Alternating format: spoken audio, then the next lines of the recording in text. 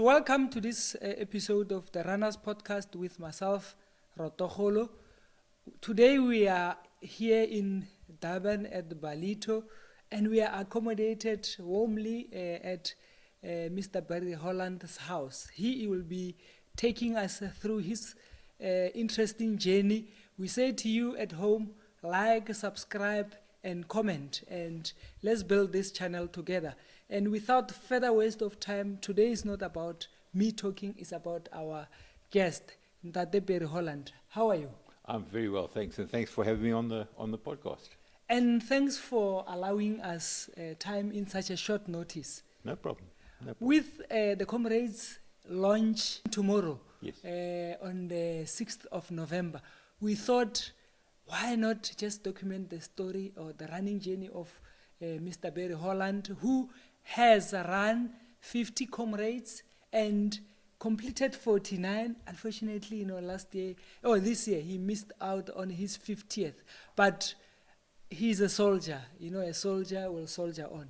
And congratulations. Thank you. Yeah, look, the 49 Comrades, or the 50 as you say, has been a very, very long journey.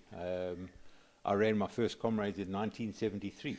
Yeah, So that's far back. A long time before most of your viewers and your listeners have been born. I was born way later. Yes, Yeah. indeed.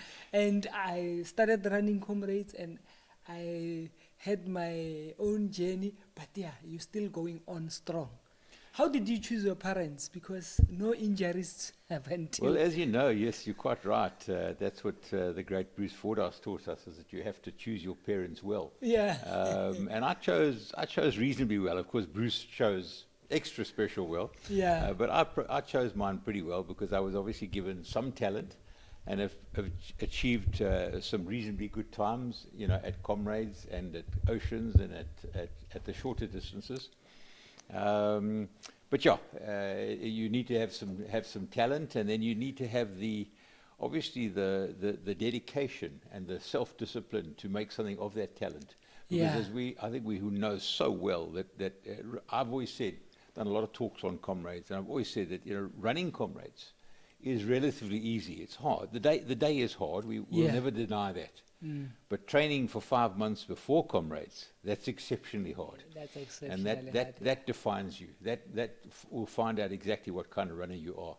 But let's start at when did you actually... Okay, tell us about yourself first before we start with your journey. So I started in 1973, as I said. I was very, very lucky in a way to be a part of very special history. I was part of the finish, the closest finish in the history of Comrades. And if you know something about your Comrades history, and if your viewers know something about it, you'll know that day a guy called Mani Kun beat a chap by the name of Tommy Malone by 1 second. Oh, and yeah. that was the famous finish at RDLI at the Light Infantry Army Barracks, if you like, in Greyville Racecourse in Durban.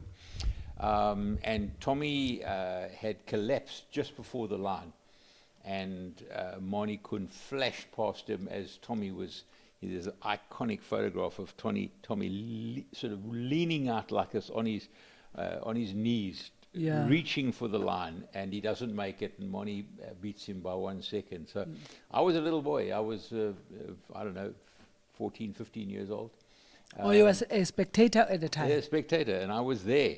Tommy fell at my feet. Oh, yeah. And I just knew that I had to be part of this incredible thing. I didn't even know really what it was. And I just knew I had to be part of this very, very special thing. And I think also being a Durban boy, I'm born and bred in Durban North, so I'm a Durban boy. And I think it's in your DNA. It's just part of who you are. You have to go and run the Comrades. So I set off on my journey, and it didn't have a great start because in those days, of course, you might know that you could run Comrades when you were 18, not 20 like it is today. Oh, Those yeah. days, you could run when you were I 18. didn't know, yes. Yep, and it's now changed, of course. And I went and trained, living in Durban North. I went and trained, and I lasted 2 weeks. And then I gave it up. It was ridiculous. I hadn't seen a soul in the morning. I thought, this is a really, really silly sport. This doesn't make sense to me. anyway, I put my tackies away and I came back the next year. I thought, no, I've got to beat this thing. And I came back, and when I was 19 years old, I went out and I did it again, and I lasted 3 weeks. And I did exactly the same thing. And then when I finally came back again when I was 20, I said I'd made up my mind. If I give up again, that's it. It's done for good. And you will not believe it. I was just at 3 weeks. I'd been training by myself in those mornings. Hadn't seen a soul. And then suddenly one morning I came around a corner. There were 30, 35 guys standing in the road, and they were all from the very famous Regent Harriers. Now there's the very famous. It's not even an official running club. They still operate. They're still very strong. They operate out of Durban North. And I joined Regent Harriers and never looked back. So that was your first club? That was, well, it wasn't the... you said it's not a club. I ran for Savages. That was my official club. Oh, okay. So I ran for Savages in those days.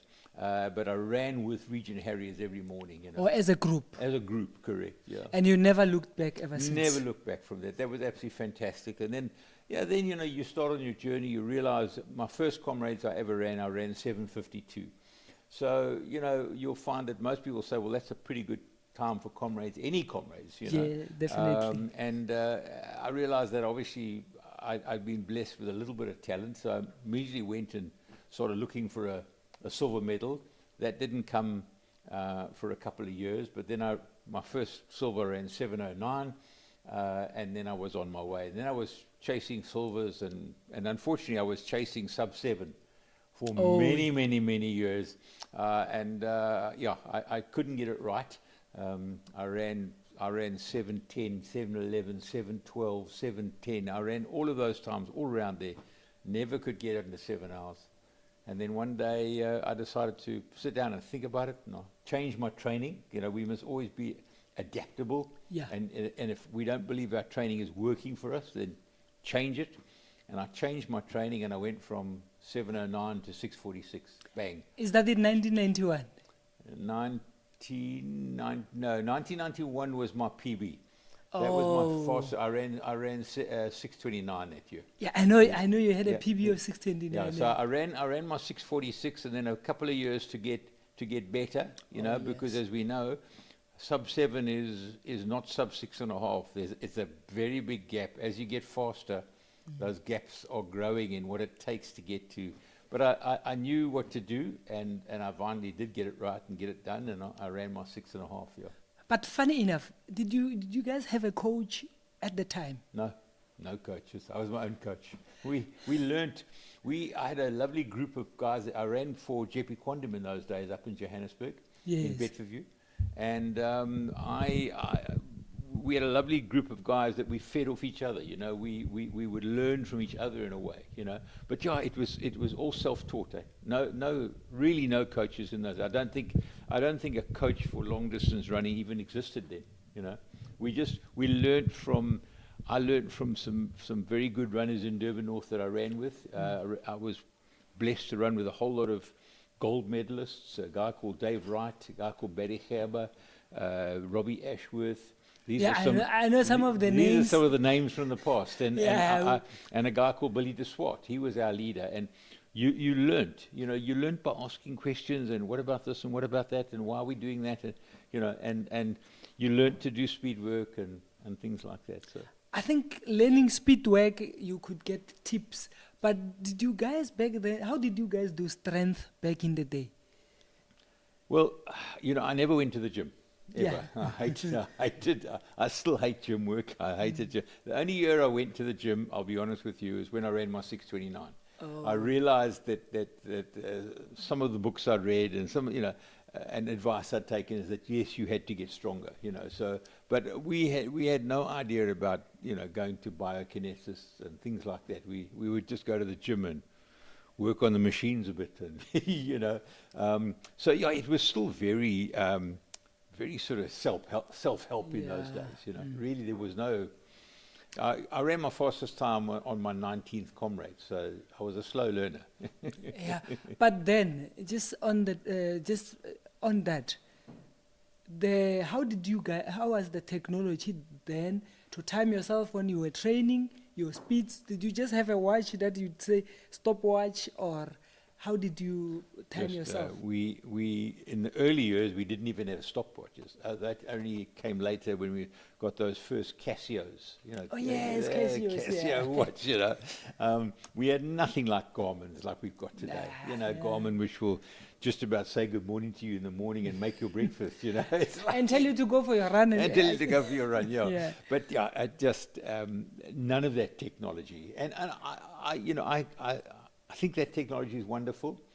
But it's always just, and I know I'm an old dinosaur, but it's interesting that we still produce the times without any of those, by just doing You it see, ourselves. hence Learning. I'm asking, hence my curiosity to say, how did you time yourself back then? Like, let's say you were running a Comrades on the road. How did you know that I'm running the right time, I'm on the right place, like I'm passing the right cutoff or distance at in such a time? So my first Comrades, my very first early years, there were no tables out there. No, we had to have our own seconds. We had our own team. There were Yeah. no, you know how we have Or tables. seconders. Yeah, we had. Oh, yeah. We had, you know, have you got tables out there today? There's 56 odd Comrades tables. And, Yeah, and for lot of about the 45. I and the know. clubs have their own tables and all of that. You know. Yeah. Yeah. We there were none of that. Nothing like that. We had to have our own seconds. So one of my seconds used to have a stopwatch, and that was our timing. It stops. Or when you pass by there, where they are, They would time me to the next point or whatever, yeah. Oh. And that was the only feedback that you could get. Yeah. Very, very rudimentary in those days. Yeah. But it still worked. It still worked, you know. And how about the shoes? And the and the shoes, the race food, and yeah, I think No. even the supplements. Race food was something that you might have a hamburger or something like that. There was no such thing as race food in those days. Yeah. That came way, way, way after. Shoes, I mean, nothing like the technology of today. Nothing. My first two Comrades, I trained and ran Comrades in the same pair of shoes, and those were Tiger Bostons. Yeah. Now, Tiger is the name that was before ASICS. You know, it's a Oh. Japanese company, and ASICS were preceded by Tiger. And we had this thing called Tiger Bostons, Boston from the Boston Marathon. And they were wafer thin. The sole was this Yeah. thick, you know. So and it's like we were running no barefoot. cushioning, and that's what you ran Comrades in. Yeah. None And of today's technology. Hence, I'm saying you guys had chose your parents well, Yeah. because you didn't even have the injuries that we're experiencing. I think injury-wise, yes. I think, look, all runners will normally get all their injuries in their first 3 years. That's while your body's hardening up and your legs are getting harder. You'll normally pick up those injuries, whether it be an ITB or a pulled calf or an Achilles or a whatever. Yeah. You'll normally get those early on. And if you're a clever runner after that, you shouldn't get injured, or you should not get injured very often after that if you listen to your body. So it's really a case for me about listening to your body. If you're not feeling great, don't go and run. You know, if you've got a slight little something twinges in your calf, don't go and run. You know, listen to your body. And I've stayed true to that all the years and had very few injuries. You know. Because you're such an old runner, I want us to explore this avenue. Can you tell us about your first 10 Comrades, and then the next 10, and up until this point? Like, what changed? What did you learn, and so forth? If you still recall. Yeah, I do. I think your first 10 Comrades, I was trying to run silver medals, and then I was trying to realize my true potential. I'd worked out what I could do at Comrades. I'd worked out that I could get down to 6.5, but I didn't know how to get there. And as I said to you just now, it took quite a while for me to learn how to get there.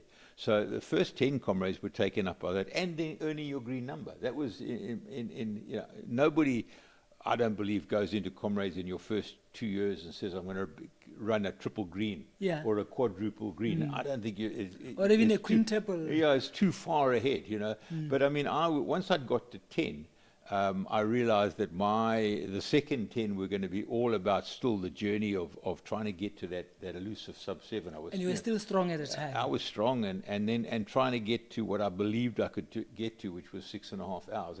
And I got that, as I said to you just now, on my 19th Comrades. Yeah. So that took up the double green number.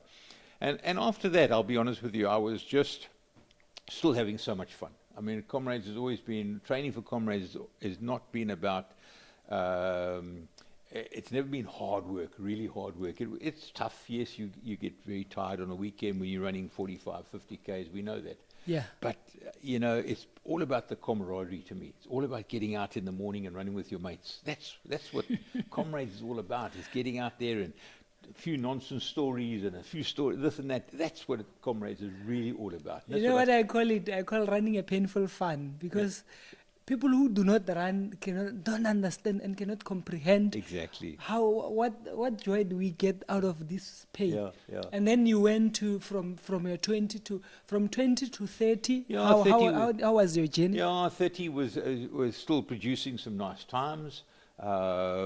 But, you know, I was still enjoying myself, and then obviously I was aiming at the triple green. That became a focus. And then I must say that when I passed 30, and I was still enjoying myself, that I'd always said categorically that if the day I stop enjoying this is the day I stop running and I give it up. Yeah, there were some hiccups along the way where I really, you know, wasn't having some fun. But I got over those, and I was still having fun. I was still having fun with my mates, still achieving some reasonable times. You know, the real PBs and stuff had gone, but at least I was running still quite well. And then I was finally heading towards 40, and then I thought, well, you know, there's not many people in history who are ever going to run 40. Yeah, you know? definitely. And then yes, I got to my 40, and it was absolutely fantastic. And then, you know, it's amazing. Just another year goes by, another year goes by, and, you know, are you going to give up? Oh, I'm still having fun. I'm still enjoying myself. And then I'll be very honest with you. Once I got up to 45, then although running was starting to get very hard for me, you know, I was a lot older. I was now, you know, middle 60s, 65, 66 years old, and running was getting quite difficult. But the lure of the 50 was there. Certainly, that dragged me out there, because, you know, I just knew that as long as I was still relatively happy and still relatively having fun, you know, Saturday morning, those long runs were getting very, very hard. But I was still enjoying myself in the morning. I was still running with my mates and having fun. Sundays were hard. Saturdays were, you know, the long runs, they were hard. But yeah, the lure of that 50 was slowly knocking at you. Yeah, I was eating it. And, you know, Louis and I, as you know, you mentioned Louis was saying just now, Louis and I were going together, and we were together neck and neck. We did our 41st, then our 42nd. And then, of course, Dave Rogers was ahead of us. Dave Rogers was sitting on 45. He held the record at that time. So Louis and I were looking at getting up to Dave Rogers. So we got up to Dave Rogers, and then we passed him the next year. And so those little landmarks, those little milestones, those would kind of drag you on in there. Yeah. So we got there. We're getting there. Yeah. And how far back do you know Louis Massain? Because I've known Louis for at least the last 20 years or so. You know, we were both running, but we were never in the same sort of, you know, he lived up in the Free State, and so we never really ran together, only sort of saw each other at Comrades. But we've now become a lot closer over the years, and he's a really fine guy, really good guy, very fond of him. And last year, unfortunately, I was so looking forward, because I checked, you know, the minute I got to my place of stay at my residence, I checked this Comrades app where they post the results. On there, yes. And I checked the Holland, and I was checking the time, and unfortunately I saw you didn't make it, and I was so heartbroken, but I thought to myself, I mean, he's been doing it more than more than myself, so I think he might come back next year. I'm certainly going to be trying. I've just had a knee replacement, because I suffered from a major knee problem going into this year's Comrades, Yeah.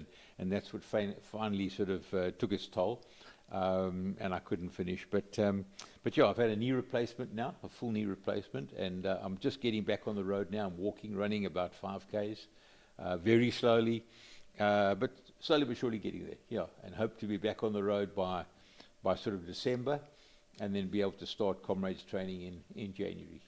And how long will the knee surgery heal? How long will it heal? Well, it's pretty healed now. It's pretty good. As I said, I have no pain when I run whatsoever. So the knee is fine. It'll always be there. I've got a mechanical thing inside my knee, but yeah, it's absolutely fine, and there's no pain when I run whatsoever. So Just another angle to this. You've seen Comrades evolve over the past few years. Yeah. And what are some of your fond memories when you saw of Comrades evolving as a sport? yeah, look, I mean, over 50 years, I've got so many memories and so many things, and we could talk for hours here. Yes. But I think some of the most important things that, if you recall, as I said, I ran my first Comrades in 1973. And 1975 was a massive, massive year in the history of Comrades. And if you know your history, you'll know that's the very first year that black people and women were allowed to run. Yes, yeah, Now, I know that story. you can imagine, how could we comprehend nowadays of being on that road and not running alongside black guys and women and everybody out there together? You would not be able to comprehend that. And yet, before 1975, that was not possible. Yeah. So that was a massive year, I think, for all of us, and a huge, huge milestone. And then, of course, there were the changes that came in. As I said, when we started, you had no tables. You had to have your own personal seconds. Yeah. And then there was too much traffic getting onto the road, so that's when the tables came in. Oh, that brought the tables. Yeah, the tables came in because there was too much traffic on the road with people being seconded personally. So those are the changes that have come along over the years that have been absolutely fantastic. And then Comrades used to be very, very, they didn't change quickly. They were like dinosaurs. They didn't change at all. They took their time. Absolutely. And one of the things that has changed tremendously for the better is the introduction of all the new medals. So there was a time when, if you didn't run in the first 10, if you were 11th runner home, from there up until silver, you got the same medal. And now that doesn't make sense. You would understand that a guy that comes 11th, who is a he's virtually a gold medalist, and a guy that's run 7.5 hours is not the same runner.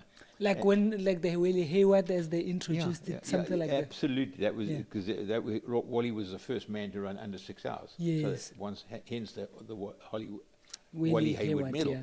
But then you've got the introduction of the Bull Rowan, and Bull Rowan was the winner of the very first Comrades ever, and his time was 8:59. Yeah. So it's so applicable that the Bull Rowan is then from 7.5 to 9 hours.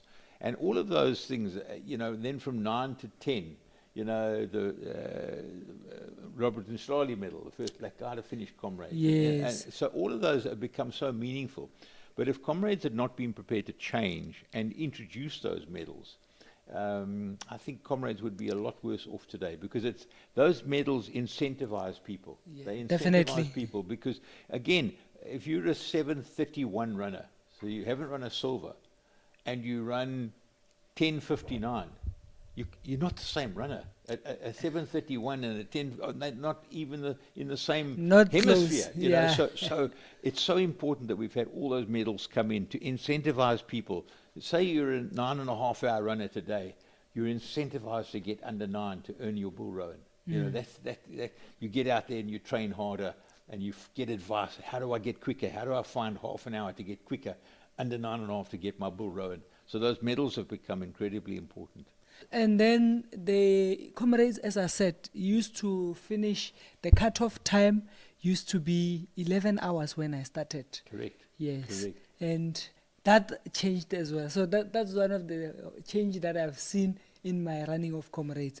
And I think it allowed many runners to be able to complete and still get motivated. Absolutely. Look, as I said, I'm a dinosaur, and I didn't used to believe in the 12-hour cutoff. Because I thought, Especially because you were a fast runner at the time. Yeah, I can. I mean, when I was young and running Comrades, I was averaging 7.5 hours for Comrades. So so to me, somebody running 11 hours, that was would be crazy why, for you. Why bother? Go and do another sport. But nowadays, I know that how important that is. But you're 100% right. It's been fantastic because it's allowed so many more people to finish Comrades that wouldn't have finished Comrades otherwise. So it's been one. That, of course, at the very start of Comrades, the original cutoff was 12 hours. Yes. So it's not like we have going away from 11 hours to 12, and it's something. It was in fact originally 12 hours, and then it was cut down to 11, and now it's gone back to 12. Yeah, I saw it as a positive change on my side. So I would believe those are some of the things that you've seen evolve, Comrades evolve from. Absolutely, yeah. And some of your fond memories when running, or some of your favorite Comrades moments, your highs and lows.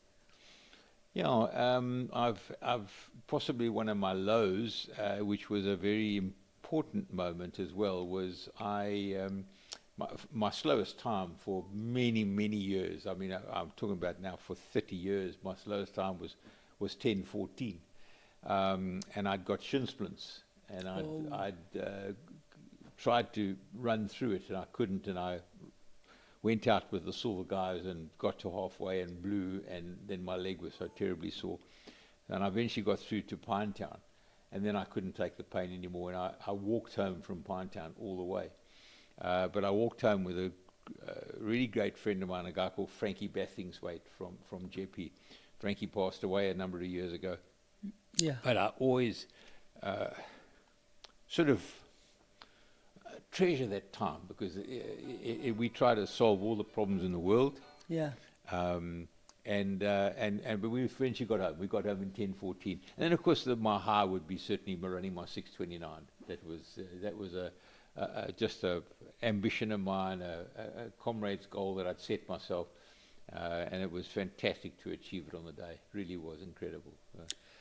Okay, I know you've lined up 50 times. Do you favor up or down, or does that depend on which years of your life, or which years of your life were, like maybe the younger you were, the easier, maybe the ups were easy, or now the downs are easy? I don't know if it's a fair question, but yeah. No, it's a very fair question. Yeah. You're very astute as well. Yeah. Because not a lot of people pick that up. So you're quite right. I used to always prefer the up when I was racing Comrades, because when I was racing Comrades, the down was terrible. It was so sore. The pain used to just wash over you in waves as you smashed your legs into the ground, So I always preferred the up when I was racing Comrades. But in my latter years, which we'll now call not my racing years, but my surviving years, in my surviving years, it's much easier to get down a hill than up a hill. So now I much prefer the down, because it's obviously easier than climbing all those mountains. But yeah, it does certainly depend on where you are in your career. Yeah, definitely. And you're running for which athletics club? So originally Savages, and then JP Quantum in Johannesburg, and now Dolphin Coast Riders. Or did you run for GP in Joburg? JP in Johannesburg. So yeah. did you at some point switch from Durban to Joburg and back? Yeah, so I went 1976. So in 1976 I went to Joburg. And arrived there that was when Joburg was burning. That was the Soweto riots, if you recall. That was the famous 1976. And that's when I arrived there just after Comrades, and then started running in with JP straight away. And I ran for JP, I think, for 37 odd years. So yeah, a big part of my life. Yeah, that's a big part of your running life. Yeah. And around Johannesburg, when you were, which are some of the routes that you can still recall where you did your long runs, your hill work, and so forth? Oh yeah, we see. I was very fortunate to live in and train in Bedford View, so Yeah. we had lots of hills in Bedford View. So it was a great place to train. But there were lots of races that I used to love. I used to enjoy the Johnson Crane. These are all races that you would, I'm sure, know. Yeah, I know If we them. wanted to race hard, we would always go down to the Vaal Marathon. The Vaal was not a particularly enjoyable marathon from the point of view that it was very boring. We just ran through the mealie fields, but it was flat. And Yeah, it was it's a still run. We could go and race that quite easily. I used to go down. Most years I'd go and run, 2:55 or 2:52 or something like that. We'd run it as a hard training run under 3 hours. So yeah, lovely races like that. And then there was, the run I used to really love, the ultra was Loscorp. Oh yes, let's go. Loscorp is wonderful from Middelburg down to straight road. beautiful, Yeah, beautiful, it's beautiful. So beautiful, some yeah. lovely, lovely runs down there. And of course, the other thing that I've always loved, not in Joburg, but I've always loved the Two Oceans. The Two Oceans, to me, I've just had such a wonderful times down there. Marvelous time to go down. When it used to be on the Easter weekend, of course. It's only just moved away the last couple of years now. But on the Easter weekend, go down with your friends or your family or whatever, and go and race just the most wonderful road race. It's just absolutely, the scenery is magnificent, and so I've had some lovely runs down there. I've always said that the Ocean Silver is the hardest silver in the world.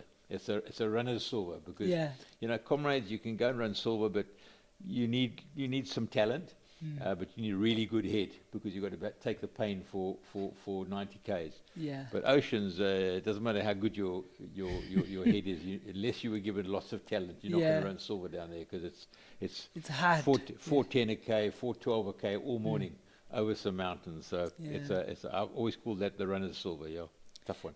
So, some of your favorite marathons in South Africa, I know you've mentioned Johnson Crane, Vaal, and Two Oceans. Do you have any more? Yeah, I've run quite a few other marathons. Let me think. I've run down here. Obviously, we've got our own. I'm race director for the Dolphin Coast. I know about the race, yes. Marathon. Yeah, and of course we down in Cape Town. You've got Peninsula. Up in Jeppe, you've got they've got the Jeppe Marathon in Pretoria. You've got the Pretoria Marathon, which is that double lapper. Yeah. You go twice up to Fort Klapperkop. That's my favorite. Oh, Just it's a for the lovely, record, lovely run, and hard because it's a double lapper. You go twice up that and then mountain. you go up that mountain. Up that mountain, yeah, absolutely. Yeah. And some good runs as well out on. We didn't used to go out to the West Rand that much. But one of my favorites from the early years was the Spring Striders. That was a 32k race. I know of the Spring Striders. Wonderful race. That was. I think it's early in the year somewhere. Yeah. Was normally quite right. Normally in February. Normally about the middle of around February. That, yeah. Wonderful race. Yeah. So it's a 2-lapper, 15 year. Yes, it's changed over the years. In the old years, right in the old days, it was just a 1-lap thing. You went out, but they've changed that course over the years. Yeah. Oh, okay. Yeah. And have you run outside South Africa? Yes, I have. I've been very fortunate to run. I've run the New York Marathon, which is quite marvelous. I've run the London Marathon twice. In fact, I was very, very honoured. I ran the very first London Marathon ever. And when their very first one? Yeah, London's now 40 years old, and I ran the very, very first one ever. I was overseas on business, and I was actually in America, and I met some guys from the New York Roadrunners Club, the guys that organized the New York Marathon in the early days. A guy called Fred LeBeau. He was the guy that organized the marathon. And I was talking to them, and they said, look, when are you going home? And I said, I'm going home next week or whatever. And I said, well, how are you going home? Are you going via London or what? I said, no, I'm going via London. And they said, well, the London Marathon is on. We'll get you an entry. So they got me an entry into the London Marathon. And I went and ran the very first one ever, which was a marvelous experience. Marvelous, absolutely fantastic. Nothing like it is today. I mean, it's grown. I think that the first one ever was about 5,000 runners. Yeah, my next question was going to be, was it as big as it is now? No. It was almost as big with the amount of people out watching. There were massive number of people out watching on the course. So they were intrigued by this marathon running through the middle of London. But yeah, no, it's grown in numbers now. It's 45, 50,000. So Yeah. it's quite incredible. And It's one of the majors. yeah, yes, and I was very fortunate to run the original the Greek marathon, the original marathon. Oh, the original one. From Marathon to Athens. Yes, That's how sports started. From a little village of Marathon, yes. right through to Athens. Yeah. I was talking to Julian Karp about it. He say he wants to do his 1,000th marathon at the marathon. Quite right. Because So that's how it all started. Yeah. yeah, so I'm trying to budget for that one. So I Yeah. want to go with him when he does his Yeah, 1,000. Because you've fantastic. seen, I've interviewed him on my Yeah, channel. yeah. So when he shared that one, I said, no, I should accompany him so that when he reaches his milestone. So you did that one as well. Yeah, it's a lot better organized than today. It's a much bigger, proper. When I ran it, it was very small. And you had almost no water points. It was just like here. very basic. But we still finished in the original Olympic Stadium, the one from 1896. Yes. Where the first modern Olympics were held in Athens. So we finished there. It was great, a wonderful experience. And as a runner, you going back to your roots. It really is your roots. So yeah. And have you done anything like trail running and this? No, I'm not a trail runner. I'm not a trail runner at all. I can't. No, it doesn't suit me at all. Yeah. Really, I don't enjoy it. And ever done those 100 milers? Because I know lots of guys who would say, now I've done a Comrades, let me try a 100 miler. My friends always try to get me to go and run the Washi.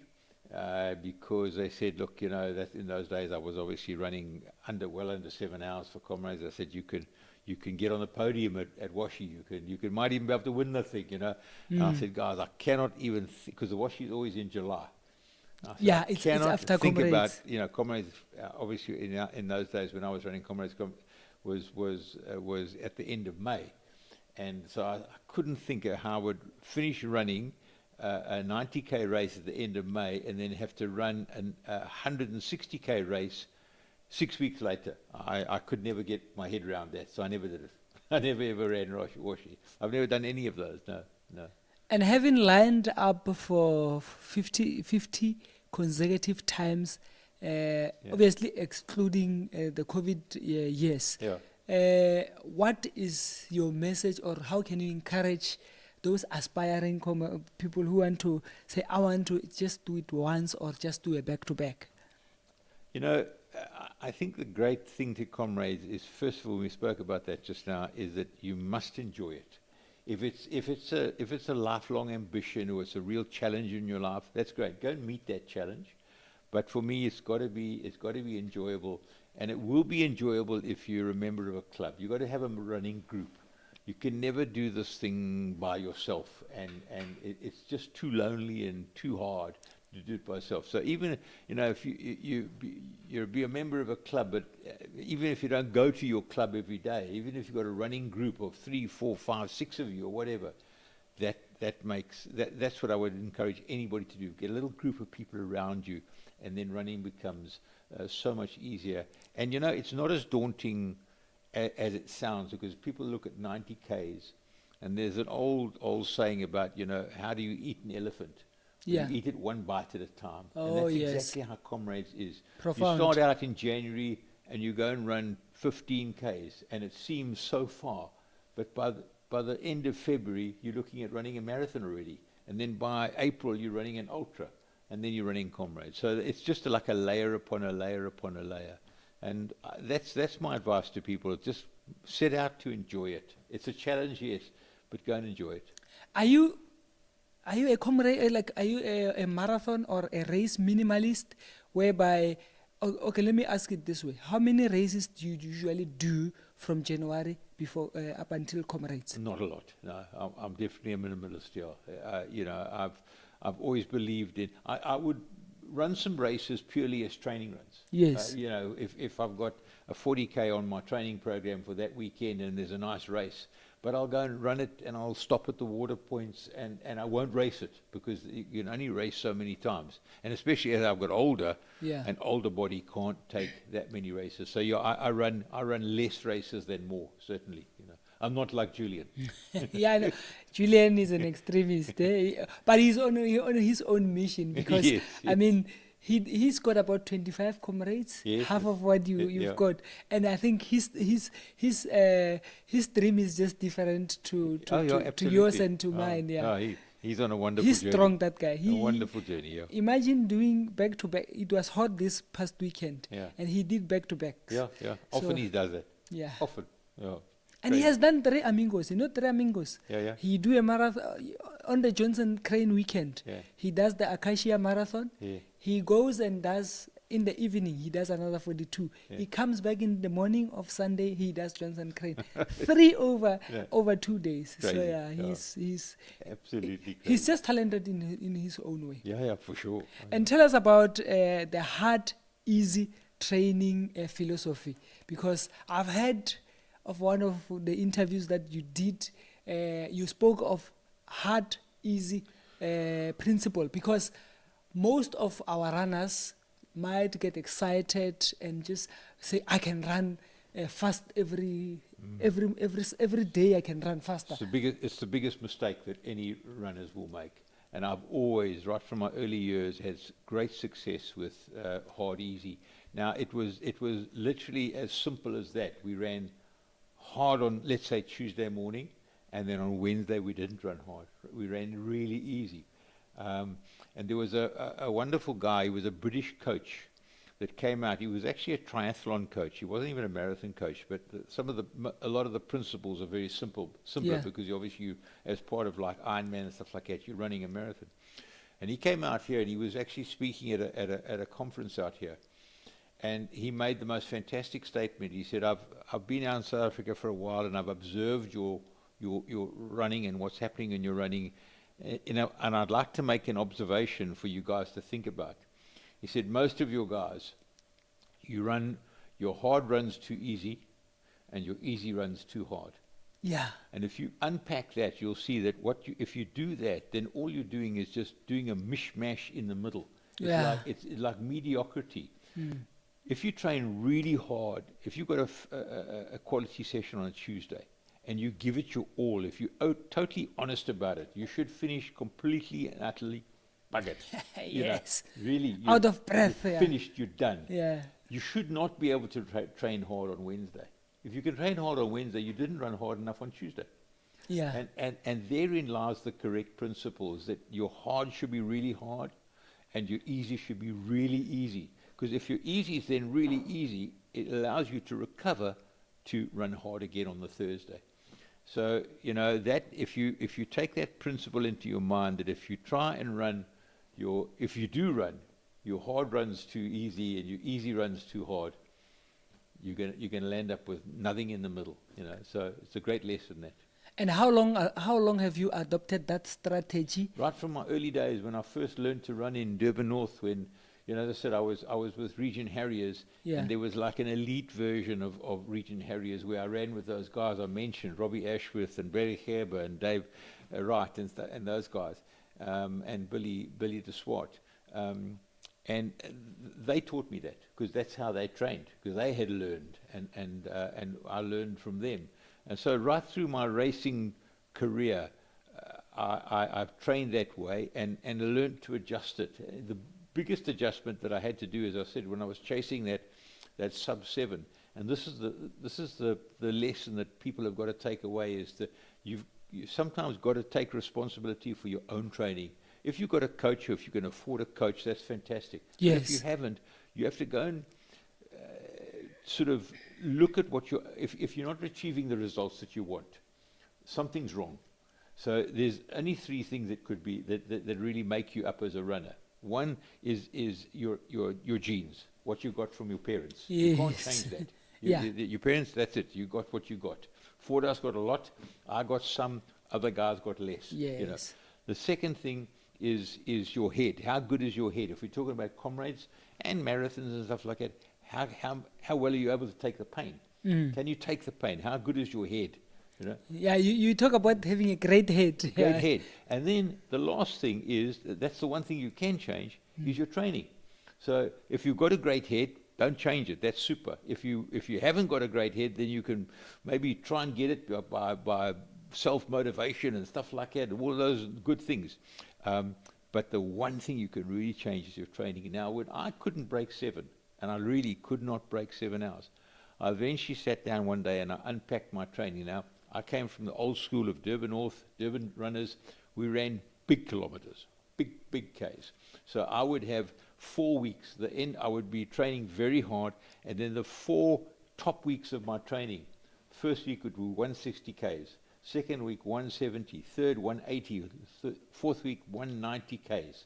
People today will look at that and say, apart from the winners, who does those kind of kilometers? You know, that's what we were doing, and obviously that wasn't working for me because I couldn't break 7. Oh, it wasn't still working. It was too many Ks. Yeah. I was finished getting onto the start line. I was Tired, tired. yeah. Finished. Done. So what happened? I sat down one day. I worked all this out, and I went from those 4 big weeks. I said I'm going to cut it back to I'm going to run 7 weeks, but I'm not going to make 1 kilometer over 140 Ks. 140 Ks was, I didn't want it, not 1K over that. And I went from 709 to 646, bang. And that was just changing the training. So we're responsible as runners to think about our own training, because the greater majority of people won't have coaches. They'll have a club captain, but and they'll listen to the club captain. But you know what? At the end of the day, you're responsible for your own training and who you are and what you are. You know, there's this thing that I like to say. There's a right and a wrong way of doing the right thing. So you might be doing the right thing, but doing it in a wrong way. 100% right. You couldn't say absolutely. So back in the day, how many times a week did you used to train? So we trained... In your heydays, yeah. Okay, in the heydays, I trained normally 8 times a week, 8 to 9 times a week, but 6 days a week. Never ever trained 7 days a week. So Yes. one day was complete rest. Yeah. Mondays we ran long Your Mondays were off. off days. Okay. But when I say we had, in those 6 days, we would have 8 or 9 sessions. So at least 2 of those days, we were running twice a day. Oh. So running in the morning and in the night, you know. Okay. Which is normal for the top runners. Yeah, for the top That's normal for the top And guys. and you're in the league of top runners. Yeah, but we don't call ourselves those people. No, I'm just saying, We're not top runners. you were running with the top runners at the time. Yeah. So I mean, Yeah. you were I was learning. Yeah, you were learning from them. But I wasn't as good as them. Not Yeah. even close. Yeah. And today, in today's day, nowadays, how often do you train a week? Oh, now, if I can get, maybe 4 times. 4 times a week. 4 times a week, yeah. So do you do your hill? Do you still do your hill repeats? No, I did your very speed little work? hills. Or you until just keep him A fit? couple of years ago, I was doing a little bit of speed work, but I've dropped that as well now. At the end of the day, I've just got to get fit enough to Yeah, to survive the mountains of Comrades. That's all. Yeah. So yeah, no, I've dropped all of that. I'm 72 years old now. You know, There's no point to it's prove. not going to work for me now. And I think you know the Comrades route from the back of your hand, Yeah. like the back of your hand. I beg your pardon. So when you are running an up run, you would know I'm getting to this hill. When you're running a down run, there's this, Yeah. like I know Fields Hill, I know Bottas Hill. When you go next year, when we go down, Yeah. it's not gonna be nice Yeah. because that is where Yeah. our quads are going to be taking a lot of. Yeah. So does that make you feel it easy running Comrades because you know it from the back of your hand, like It the back of certainly your helps. hand? It certainly helps, yeah. Yeah. It does help knowing the course as well as I know it. Yeah. Because you're able to mentally attune to the fact that, okay, yeah, I'm going around that corner and I know there's another little hill there, but then I know I go down after that. And so, yeah, it does help. But at the end of the day, 90 Ks is still 90 Ks. It doesn't change if you know the course.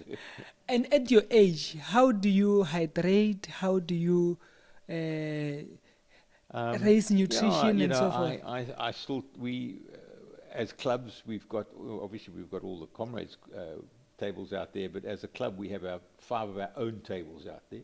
And I always have my own bottle there, which I will take, and the big trick with that is to ensure that you finish it, because the greater problem with runners is that they get into the latter part of Comrades towards the end of the last 30 Ks, and they're getting so tired they don't drink enough. because drinking takes energy.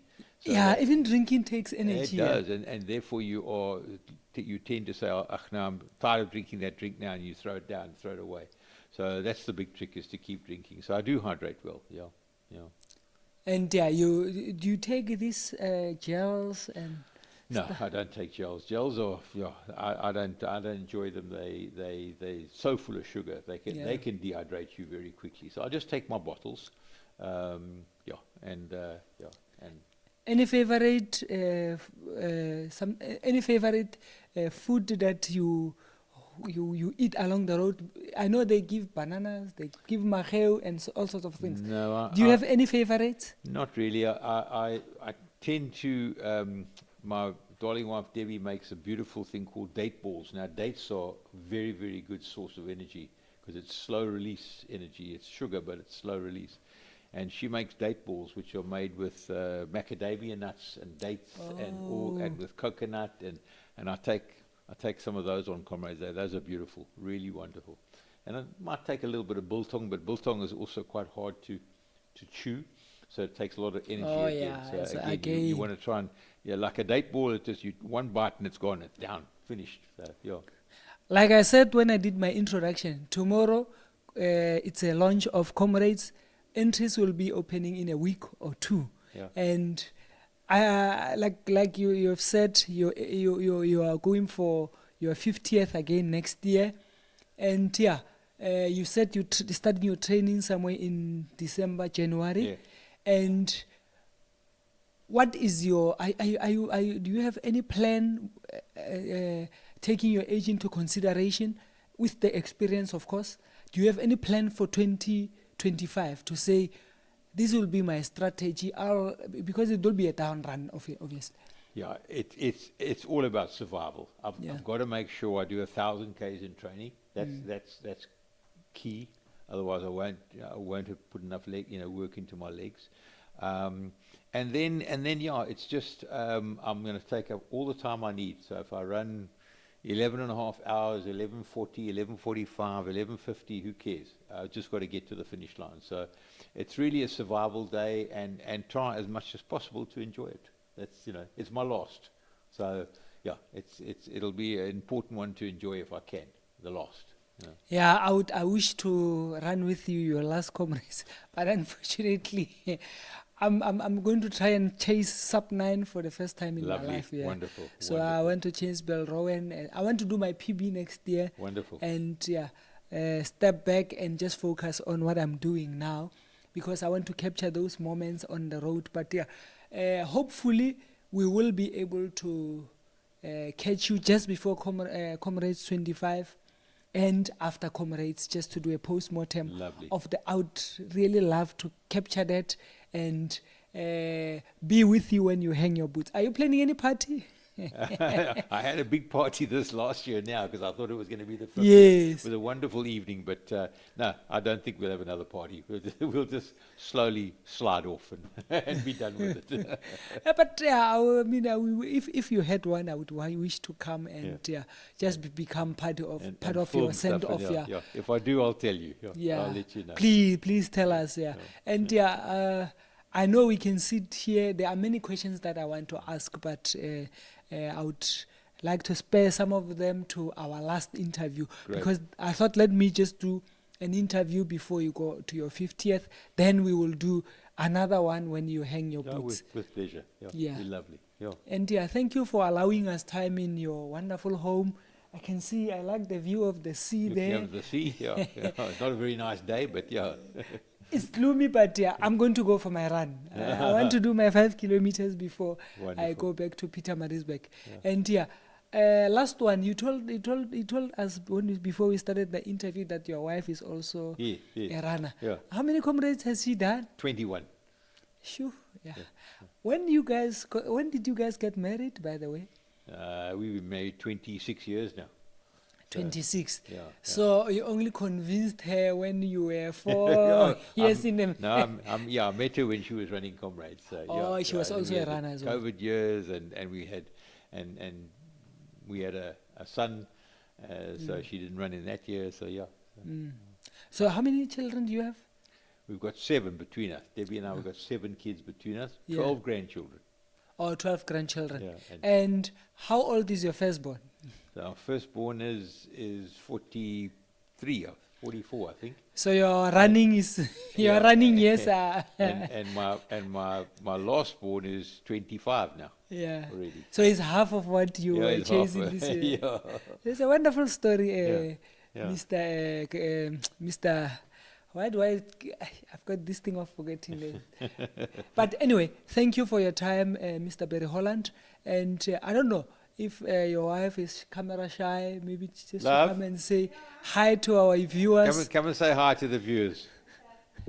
And with us here, we've got the wife to Mr. Barry Holland. How are you, madam? I'm fine, thank you. Good. Just please introduce yourself, because we Um, know the legend, but we don't know the... My name's Debbie. Yeah. Yes, yeah. Yeah, also enjoy my running and yeah, Yeah. I laugh. I hear you've got 21 comrades, double Yeah. green. Yeah. So Double yeah, green. this bug has, after biting him, so it beat you as well. Yeah, I did it, I loved it, and unfortunately after my 17th I snapped my Achilles. Oh. And yeah, so that slowed me down a lot, but I'm still able to run, so yeah. Did you run this year? Yes, I did. I ran with Barry and then left him when he bailed and then ran on to the finish, so yeah. Are you planning to run with him? Yeah, probably. Next year. Yeah, I'm over Comrades, but yeah, probably will. Please, please do the honors of delivering him to... I know he knows the finish line 49 times, but please help deliver him to the finish so that we can come and celebrate with him his quintuple, what do they call it? Quinteple. Yeah, Quintuple number. And Yeah. I don't know if anyone else will be able to equal his record, but you never know. Louis Well, will. Louis Massain Louis Yeah. Massain might, Yeah, but yeah. and him and Louis Massain, I don't know if there will be anyone else who will Yeah. equal their record. We'll see who comes along, but it won't be many. It won't be many. It gets harder the older you get. But Yeah. I will tell you a little unique record that Debbie and I hold. Oh, There is the husband and wife medal count, yes, combined medals. yeah, So we've now obviously got 70 medals between us, and that's a record that I don't think is going to be beaten for a very, very long you time. see, 70 medals between us. Yeah. this there are these trends in South Africa. Yeah. These young ones have got trends. They will say couple goals. So Yeah. your couple goals, 70 medals, Yeah. 70 comrade medals between the two of Between you. us, yeah. Yeah. And thank you for allowing us time in your beautiful home. And Pleasure. Pleasure. we appreciate it a lot. Pleasure. Pleasure. Thank you. Thank you. And we've come to our end of our conversation with the legendary Barry Holland and his wife. And we thank them for allowing us time to come and have a conversation, sit down with them.